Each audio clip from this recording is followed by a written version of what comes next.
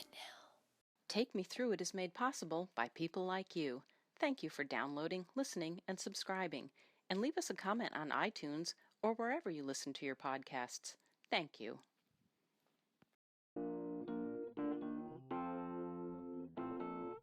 It's the middle of summer, so let's talk baseball. Specifically, let's talk about the New York Yankees. Ball game over. World Series over. Yankees win. The Yankees win. And the Boston Red Sox. The Boston Red Sox are world champions.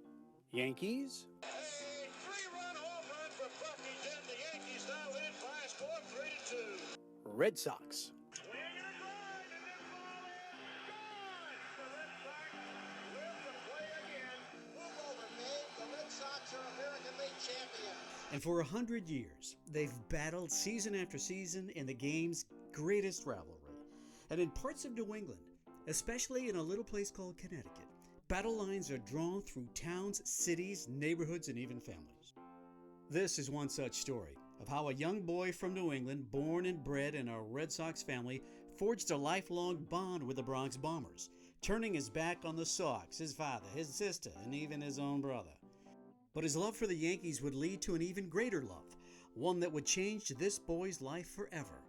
I'm BJ Fennell, and this is Take Me Through It.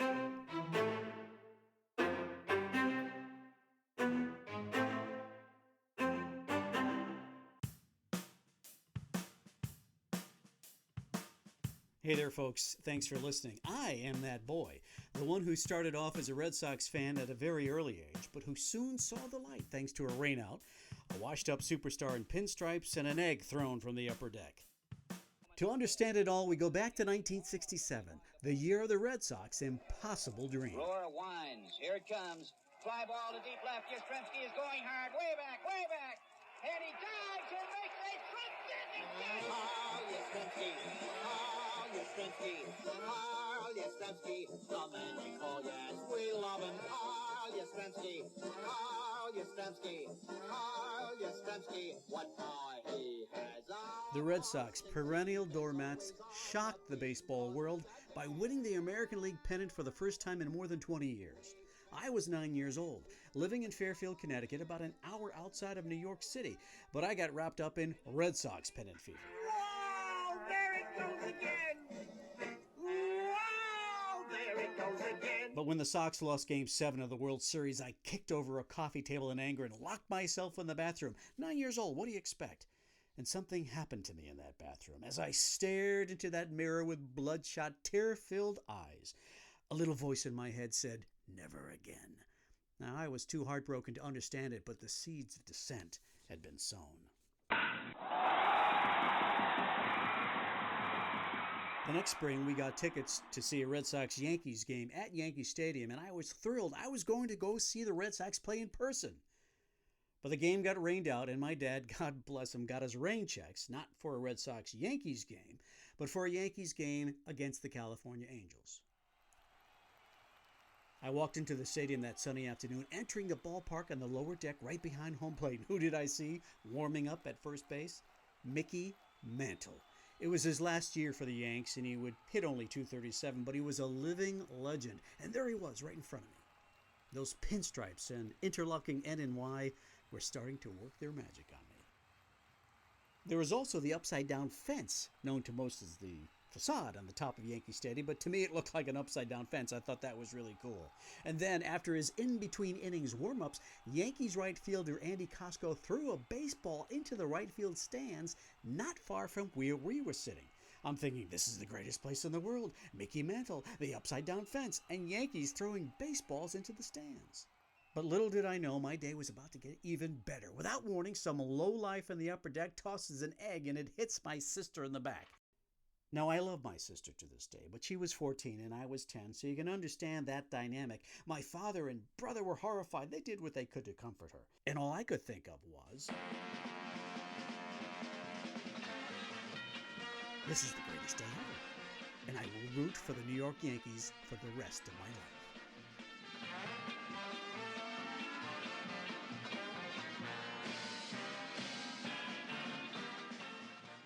And coming up next, why wasn't my brother transformed on that same day? He was with me at Yankee Stadium the whole time. I think I was a more fearful child. I was probably afraid of being murdered in the Bronx.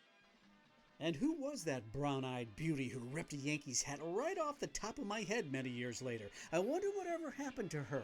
And what does my sister have to say about all of this?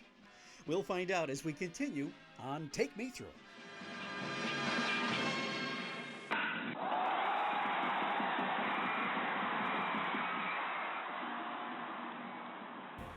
Hey, it's BJ again. I'm having an absolute ball hosting my podcast, and I think you should consider doing your own. Now, don't mimic what I do. Create a show of your own where you can explore your interests, talk about your passions, and talk to interesting people. You can do it for your business, your organization, your neighborhood, yourself, whatever. It's a great way for you to reach out to all kinds of people, and it's an incredibly effective marketing tool. And I want to produce your podcast. Interested? Shoot me an email at bj@takemethroughit.com, or you can find me, BJ Fennell, on Facebook, LinkedIn, Twitter, and Instagram. So now I'm a Yankees fan. Yankees games are on TV in New York, and I'm living about 60 miles outside of the city, so I get to see the Yanks on TV all the time. So why was I the only one in my family to shift allegiances from the Red Sox to the Yanks? Perhaps my brother Sean has the answer. Hi there. Hey there!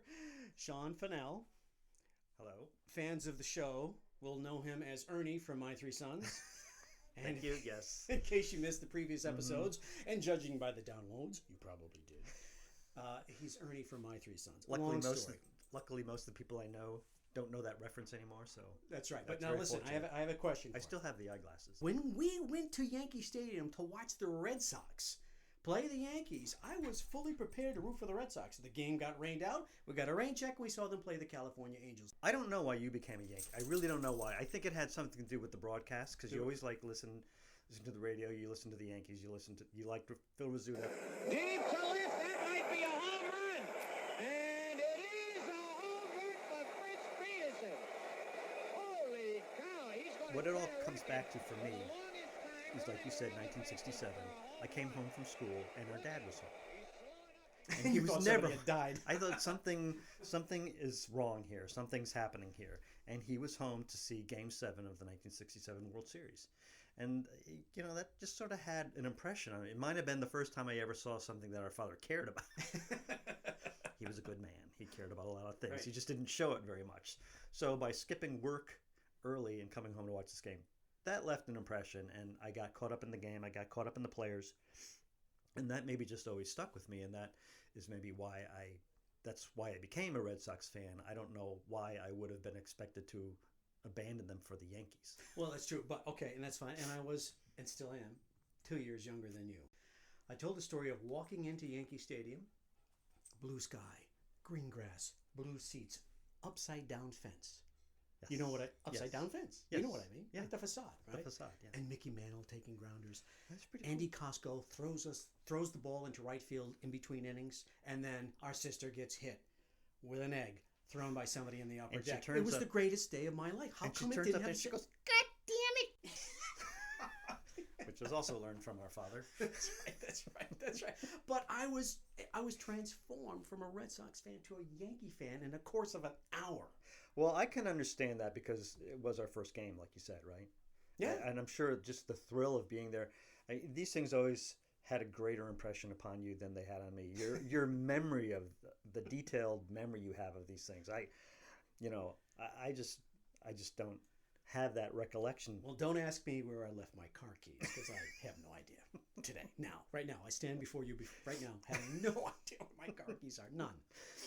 On the other hand, Wallet, I cell make phone, sure no I idea. know where my car keys are every minute of the day, because I do not want to be left without that. And you sure we're related?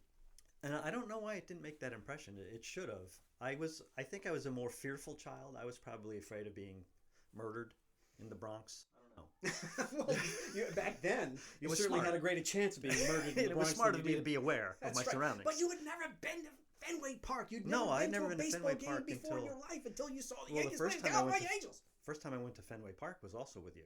That was a great weekend. That was a great weekend. It was But by without, then... it was without our parents. Oh, awesome. we were old enough. We were 16 and 14, I believe. Great weekend. And we don't need to get into the details of that story. No, we don't. But we went. There was a 3-game series against Baltimore. We went to see all 3 games. But by Yes. then, I was thrilled to be there. But by then, I had already been drinking the Yankee Kool-Aid. So yes, I think I was beyond hope. And the thing is, they weren't any good when you first became fans. That's why I could never be accused of being a front runner. They were horrible. I know. Yeah, they were. This were the Rich McKinney years. Yeah, and Cilerino Sanchez and Horace Clark, although Horace he's Clark? legendary. He was legendary Horace Clark. We loved legendary. it. Joe Pepitone, who he was one of those bridge players. Mm-hmm. You know, I'm not he saying played he bridge? played bridge. No, but he was on that '64 team that lost the World Series, and then he sort of hung around, and he was one just like Ralph Houck. Ralph Houck, I mean, Ralph Houck won a World Series with the Yankees in the early '60s. Left, Yogi took over. Yogi got fired, and Johnny Keane was there for a year. Then Houck eventually came back, and my childhood memory of Yankees games were poorly played games that they usually lost, played in front of very few people at the old Yankee Stadium. good times. Good times. And what about Sue, the victim of this tale? The poor 14-year-old girl who was hit on the back with an egg thrown by somebody in the upper deck. Well, as I recall, I was sitting there enjoying the baseball game when all of a sudden I got hit by an egg in my head. Was it your head or your back? I thought it was your back. Well, I really don't remember. Did it leave a mark? None that I have any longer. Of course, that was like 50 years ago. So Now I know you're not. To put it mildly, you're not much of a fan of the New York Yankees. Did that have something to do with it? I think it really did. I think it really did. I can't imagine why. Yes, I think from that day on, I decided it was going to be Red Sox all the way. And you know what? And I'm sure that was the right decision for you. You end up going to college in Maine. You stayed in Maine. You've been there ever since. So you and the Red Sox seem to be a good fit, and I certainly can't begrudge you for that. Well, true, and I've been to many, many Red Sox games, and never have I gotten hit by an egg. And now we fast forward to 1978. I was sitting in the cafeteria of Brian McMahon Hall on the campus of the University of Connecticut. As I was eating my lunch, minding my own business, I saw a vision. A Mediterranean beauty walking by, carrying her tray and chatting with her friends. I turned to my pal, Bill Didsbury, and I said, "Who's that?" He said, "That is Joan. She's my girlfriend's roommate." The wheels were turning and the wood was burning. I had to figure out a way to see if she would go out with me. Doubtful. And perhaps to find out if she was as thunderstruck with me as I was with her. Even more doubtful. Now, days later, I noticed someone had left a New York Yankees hat in the 3rd floor common area. Whose hat is this, I thought. Not too many Yankees fans in these parts of eastern Connecticut, and some guy told me, "Oh, that's Jones. She lives on the 6th floor south." I lived on 3rd floor south, so I put that Yankees hat on my head, ran up to the 6th floor, found that girl of my dreams, and asked, "Anybody missing a Yankees hat?" I thought she would hail me a hero. She would come rushing over to me with heartfelt thanks that I had rescued her precious Yankees hat from the great unwashed of Red Sox Nation. Well, not exactly. With eyes, the brownest ones I had ever seen, blazing with anger, she rushed up to me and furiously yanked that Yanks cap right off my head. She turned and stormed out of the room, probably never to be seen again.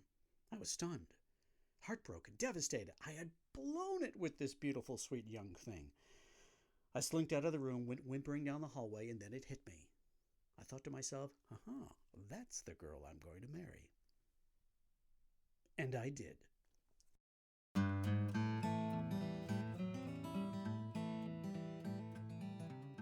Yes, we had that first date. A bunch of us went to Chuck's Steakhouse. Mike Emery's car was so small that she had to sit on my lap in the back seat, and she was none too happy about it. But as it turns out, it wasn't just the Yankees that we loved. We loved each other, and still do nearly 40 years later. So many folks to thank for helping out on this episode of Take Me Through It. Mickey Mantle, Phil Rizzuto, my dad for taking us to Yankee Stadium, my brother Sean, my sister Sue for being such a good egg. God damn it! And to that guy who threw said egg from the upper deck almost 50 years ago. Voiceovers provided by Chelsea Norton and Kalini Cannon. Music by iMovie and GarageBand. And our intern is Jonas Havanese. Oh yes, and of course the Vice President in charge of Quality Control, JB. Thanks for listening. Comments and suggestions can be sent to bj at takemethrough.com. You can also comment on iTunes or wherever you're listening to this podcast. I'm BJ Fennell. Join me next time for Take Me Through It, a production of Fennell Communications, LLC.